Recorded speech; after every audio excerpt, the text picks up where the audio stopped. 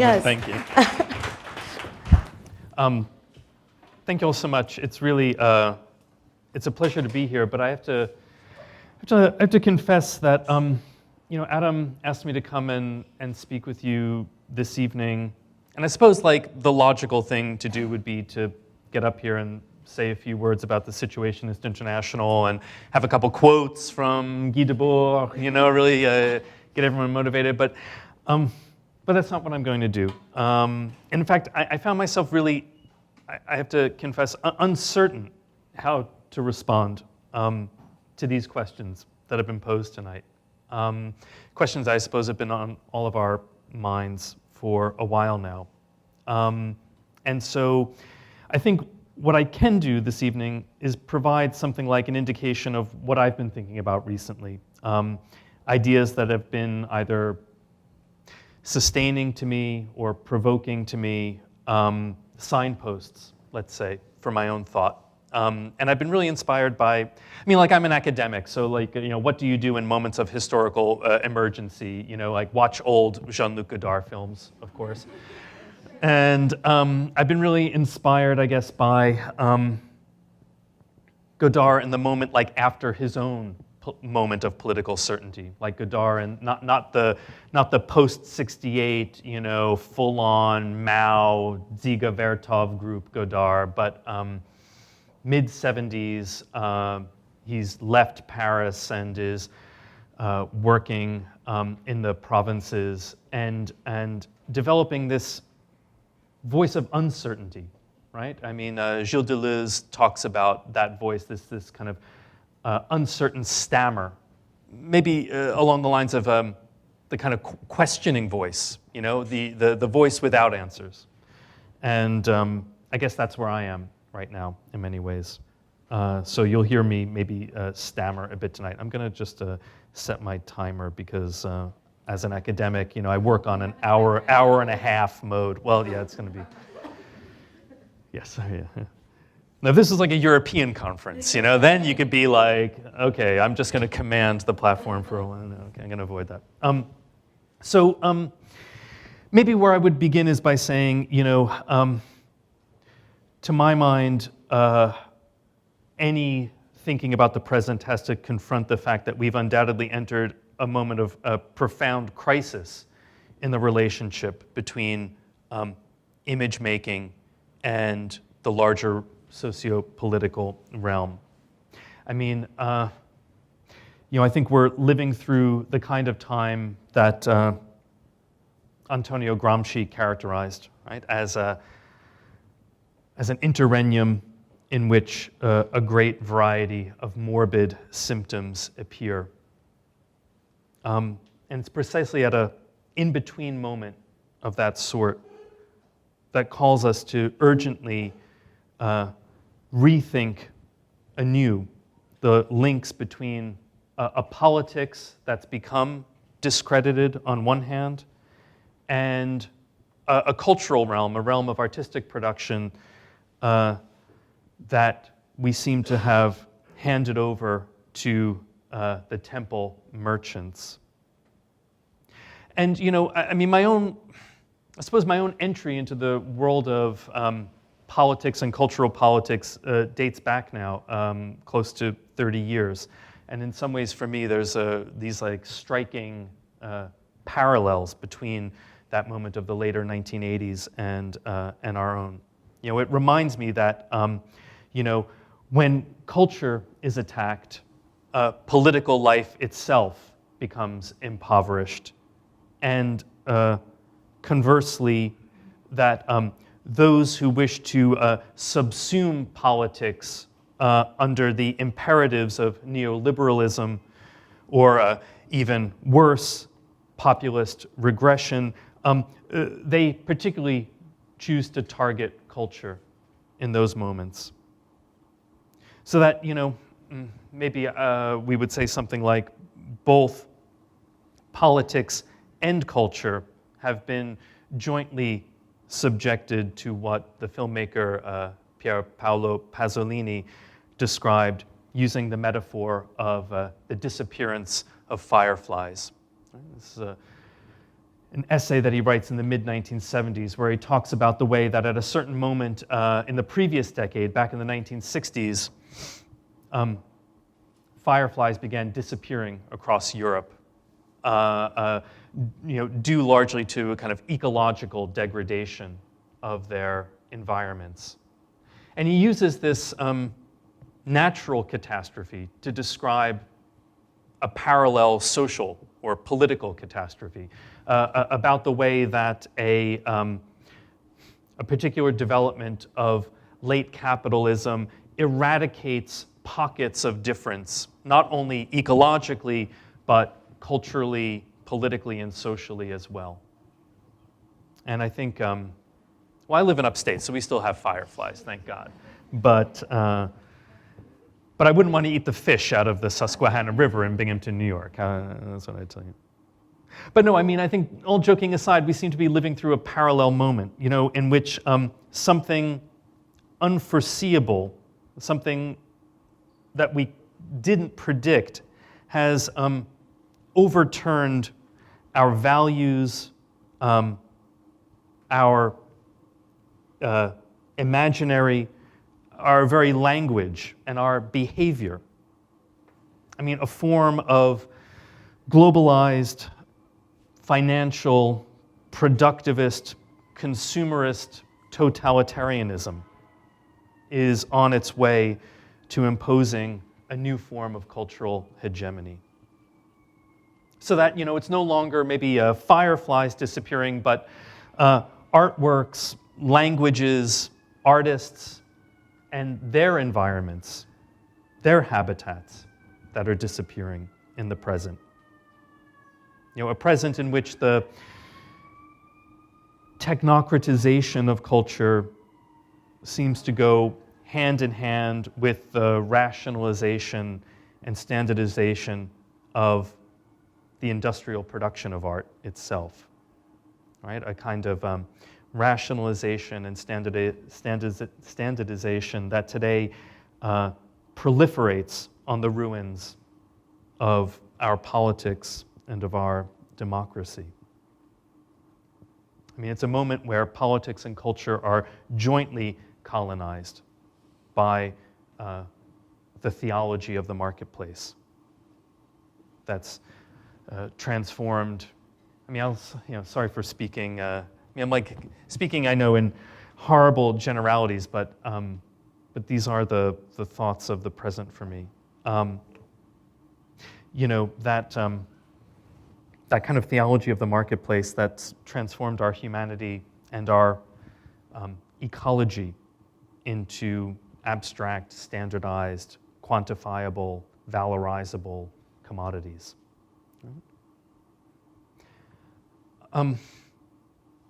It seems to me that in a moment like this, we have to remember that art and politics are indissociable.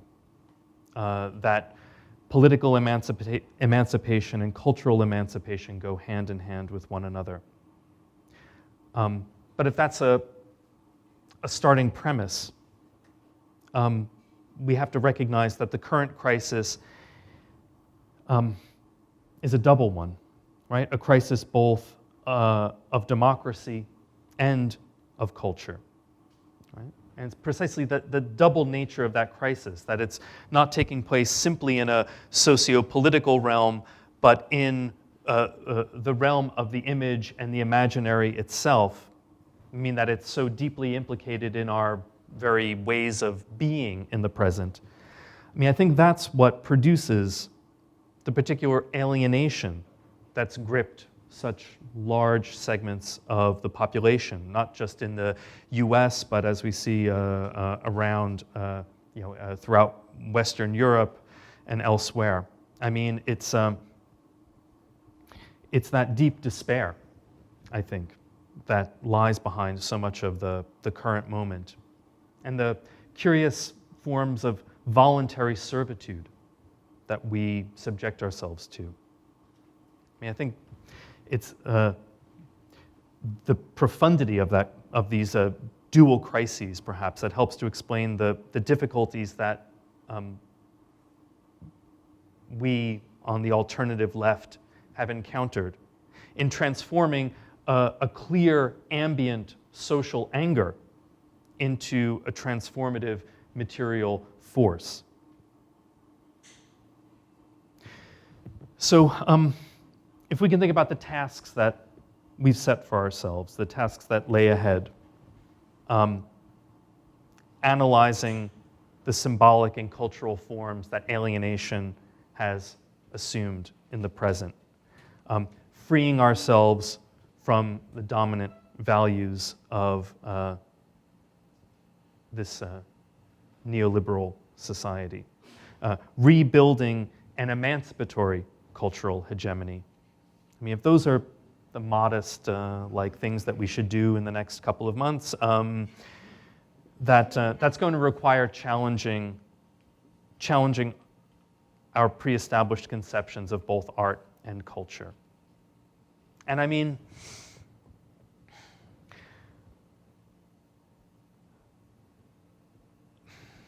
I have a kind of hope here, I suppose. A need to believe, let's say, in the power of the imaginary, the power of speech, to here and now invent words, invent symbols, invent ideas of an alternative to the present, right? An alternative to what Marx called the icy waters of egotistical calculation, as well as to the murky waters of hatred and barbarism that seem to define our current national political realm. I mean, if we're confronted with something like a loss of the sense of our joint humanity, a loss of meaning, right? It seems to me that's what culture as well as politics has to be willing to take on. I mean, for me, I find myself these last months returning to a set of thinkers over and over again, as I mean, for me, kind of beacons in a in a foggy sea. And so, we can argue, obviously, over the particular choice. I mean, I imagine you will. But, for me, it's like Alain Badiou and his urging us to embrace the communist hypothesis. I'm sorry, I had to say it at some point, That's my revolution. You can put your hands, wherever you need to, I suppose. Anyway, whatever. To motivate that distribution of the sensible that Jacques Rancière has invited us to. So Badiou, Rancière, and then finally, I think to decolonize our thought and our imaginary, right? This process that Aimé Césaire and Frantz Fanon had committed themselves to generations ago, and that remains, to my mind, one of the great urgent tasks of the present. I mean, essentially, it's this idea of, acknowledging that culture cannot simply be the ornament of the spectacle commodity economy. I promised that De Boer would come in here somewhere, right? I mean, it's not simply the museum in which the society, the spectacle displays its wares, but, culture can be what connects us to each other through our works, our productions, our ways of feeling, our ways of experiencing, saying, and doing. I mean, political engagement itself, at a fundamental level, is born of the power of words, right? I mean, the power of words that, and I'm really pumping the old Communist Party here tonight, but the power of words that, as Louis Aragon once said, make love to the world, right? A belief, I guess I'm saying, in the power of symbols and ideas to help write a new emancipatory narrative of the present. So maybe by way of conclusion, I would say that I'm asking us to think about a new relation between art, culture, and politics. And that this, I think, has to be I mean, if we're thinking about the responsibility and power of image making, we also need to think beyond the isolated artwork as well. I mean, to think about rebuilding a cultural democracy everywhere and for and with everyone. I mean, ultimately, this is the real meaning of Rancière's notion of the distribution of the sensible, the distribution of knowledge. It's about a democratic availability of culture. It's about breaking ourselves out of comfortable academic or professional cages.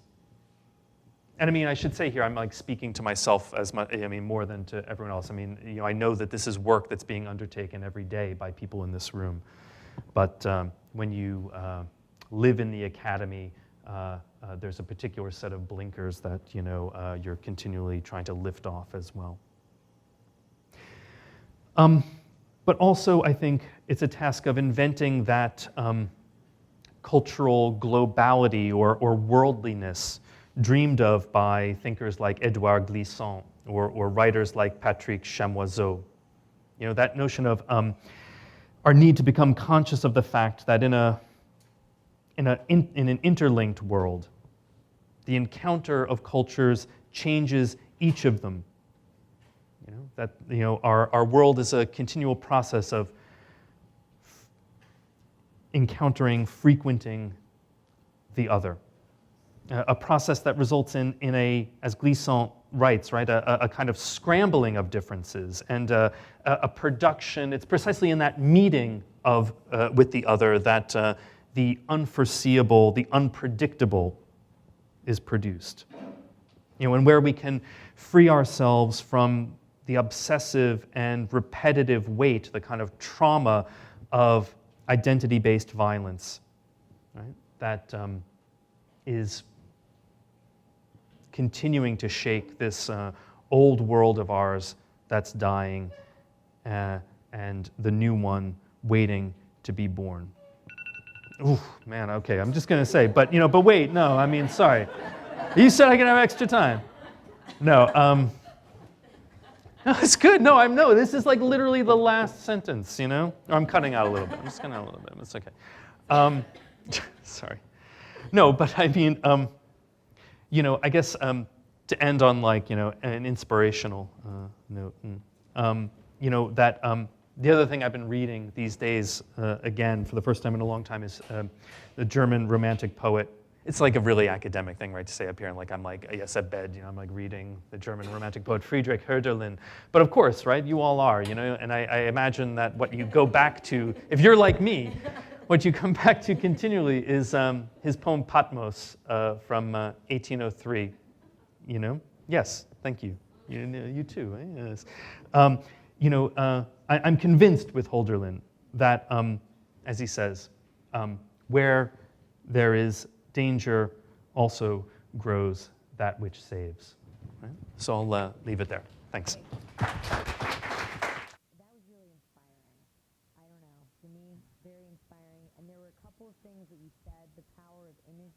The power of the imaginary to invent world symbols and an alternative of the present that I found was true for both of your conversations that I think is really interesting as we open the floor up to the first Q&A.